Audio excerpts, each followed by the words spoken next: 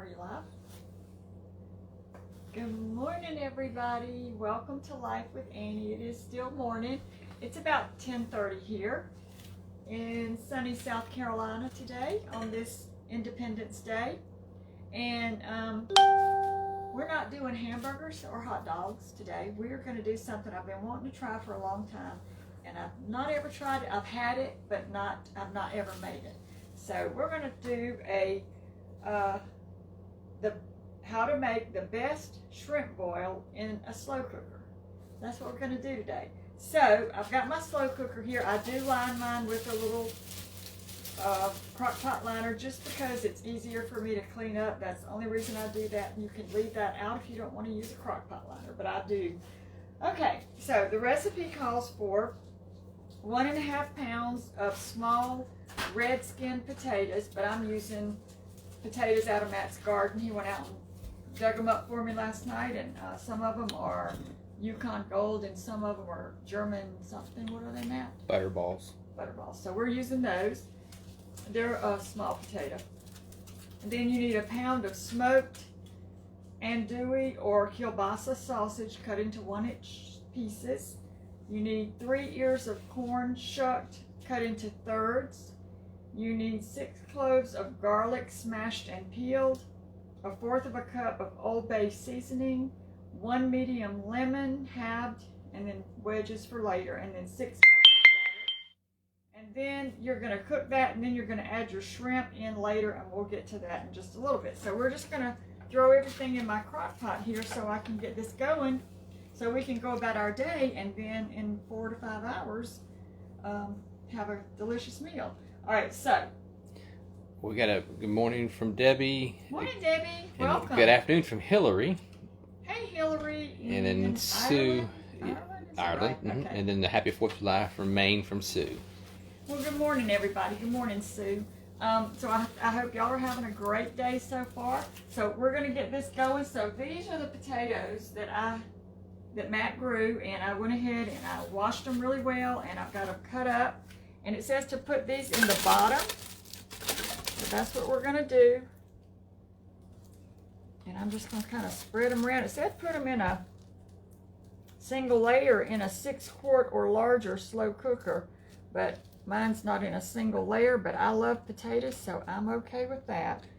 And then we're going to add the sausage on top of the potatoes, followed by the corn and the garlic. So this is where I'm going to ask Matt a question. So this is a pound of, I just bought, what did we buy, Matt? I just bought some smoked sausage. Can they see that? Yep. Okay. And it's about 14 ounces. So there's the sausage part, Matt. Now I can cut that other pack of sausage if you think we should. I'm fine with. I think that's going to be okay. What we've got there is okay. Yeah. All right, so, What does it say? Is it call for a pound? You said. Yeah. Well, we're 2 ounces off. Well, I didn't know if you wanted extra sausage or not. So, but that's good. That's fine. I was just going to leave that up to you. No, my favorite part doesn't go in until later. So. Okay.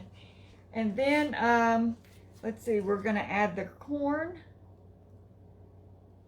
And we're just using frozen, the little ears today. Because Matt's corn's not ready yet. Matt's corn is not quite there yet. Can they see? Mm-hmm. Okay. So I'm just going to place all this on top. They already say it looks already looks good. I know I love everything about this.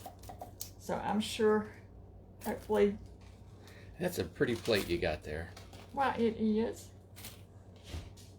Okay, so there's our corn. And then it said to add the 6 cloves of garlic smashed and peeled. Well, I didn't have fresh garlic. So I Googled last night how much dried garlic powder is equivalent to a clove.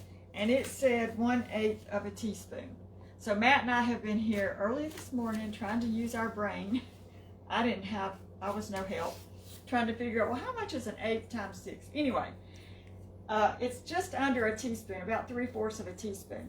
But what I did was I took my little 1/8 of a teaspoon measure and I measured it out 6 times. So we're going to sprinkle that over top of the corn.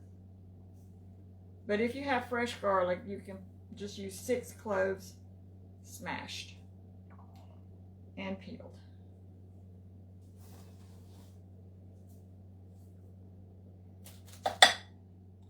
Okay. Get a whole bunch of good mornings. So. Good morning, everybody. Welcome, welcome. Okay, and then let's see, what's the next step? Sprinkle Old Bay seasoning over the ingredients. Okay, and this is the Old Bay seasoning, and they didn't have the little bags. Does this come in the bags, or is it the Zatarans that comes in the little pouches? I don't Anyway. remember.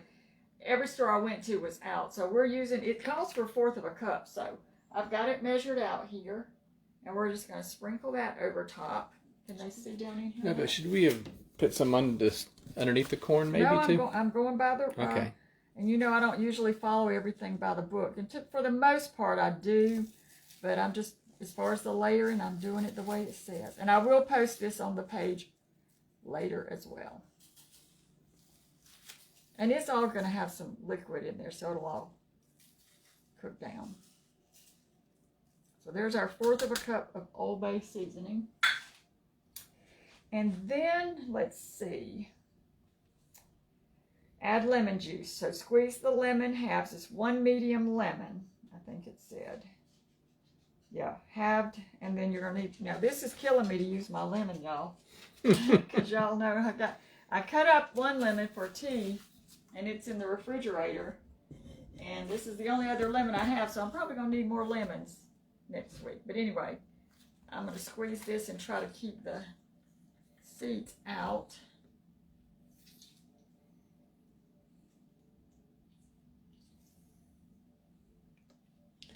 Cindy said she thinks that corn's going to be spicy. Well, we like spice. All right, so there's 1. You don't throw the hunk of lemon in there after you squeeze it? No? You do, but I don't know if I want to do that. I was going to ask you. It says to do that. I'm okay with that. You're sure? Yeah. Okay. I mean, because once you put that water in that corn, it's going to wash a lot of that powder off of it too. And Oh, yeah. I mean, you're not going to, the lemon's just going to help enhance the flavor. Well, listen at you, Mr. Kitchen. Well, I've been forced to watch cooking shows for I the don't last ever watch 14 cooking years. shows anymore, though. I really don't. I used to watch them all the time, but I don't know. I guess I got to a point where when I would see somebody mixing, I don't know who it was, they made a recipe with peanut butter and sweet potatoes, and I was like, I know who that was. Y'all well, let's not mention it then. I think I know who it was, but I'm like, y'all, and then somebody one time made this burger, and it was like, you couldn't eat it. It was like a foot tall. I mean, like, that's kind of over stretching it for me.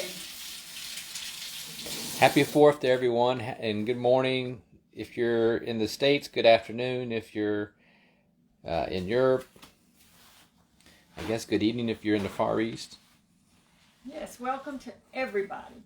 All right, so we got our lemons in there, our lemon juice, and then we're going to add 6 cups. Cindy said, who needs cooking shows when we got you, Annie? Okay, pour 6 cups of water over the Old Bay seasoning so that it incorporates through the slow cooker. The water should come about halfway up the corn. Do not stir. So I've got my 6 cups measured out here. Actually, I think I'm a little shy on that one. Let me just put a little more in there. So Matt, how did you like your charcuterie board food? And My charcuterie board and my charcuterie and my I don't even know if I charcuterie. say that right, but My charcuterie and my charcuterie were really good. yeah, it was a very light meal last night. It was very enjoyable. We liked it. All right, there's our 4 cups, and then we got 2 more here.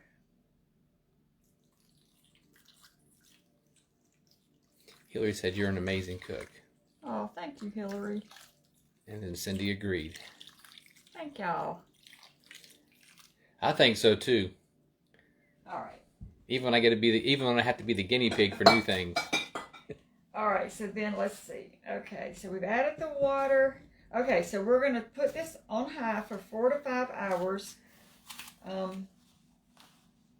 And then after that time, we're going to come back and we're going to add the shrimp. And you're going to need 2 pounds of large raw shrimp, cleaned and peeled, but with the tails left on. Thaw if frozen. So we have our shrimp here. I'll just show you because we're going to come back and add that. Let me get a paper towel so it doesn't drip everywhere. All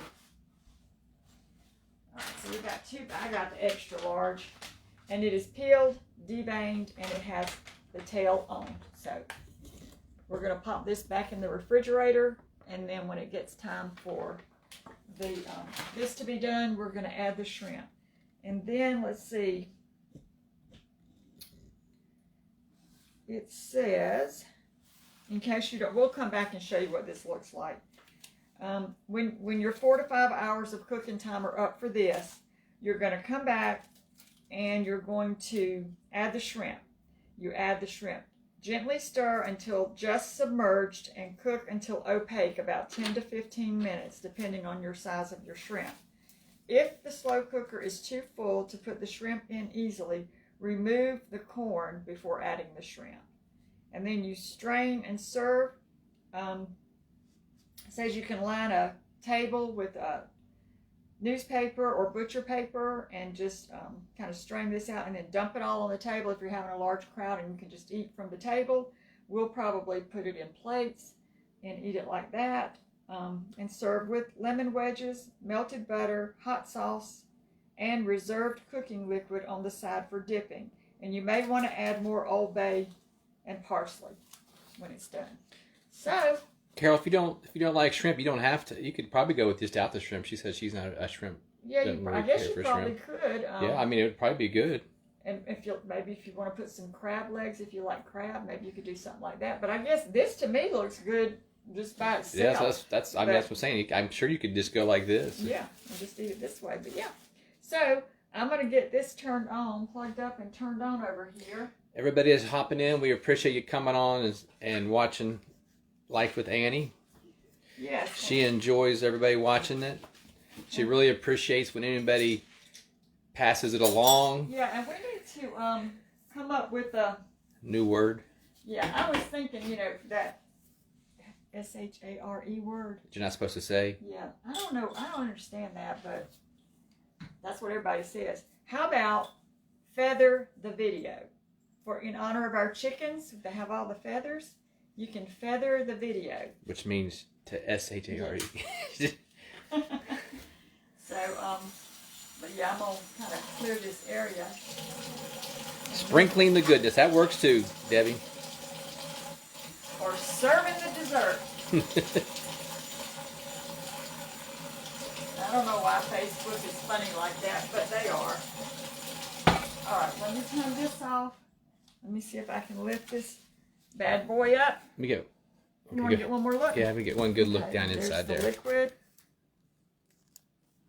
And let me just, before I drop it, put it over here.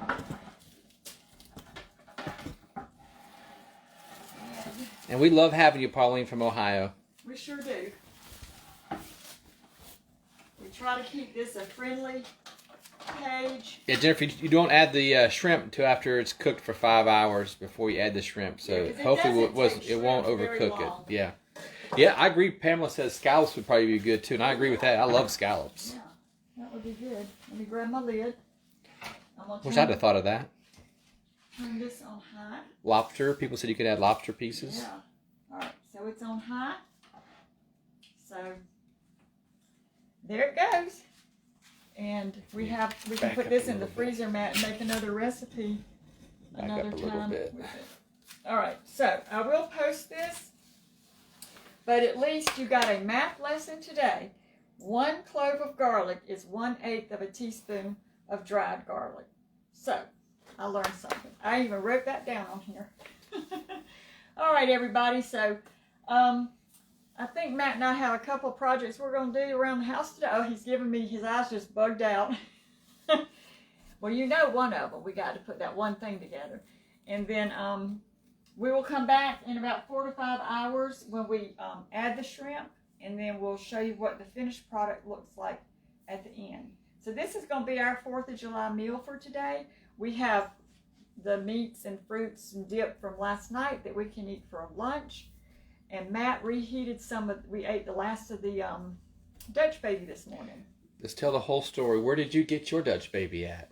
He brought it to me in bed with 2 strawberries on the plate. So that was very nice. So we're going to get off of here. Y'all have a great 4th of July. Remember, be safe. And we will see you in a little bit, well, in a few hours, to show you how this is coming along. Thanks so much for watching. And don't forget to feather. What was that? That's chicken wings. Flying. Isn't that what they do? Oh. Feather the video, y'all. Thank you for watching. Bye.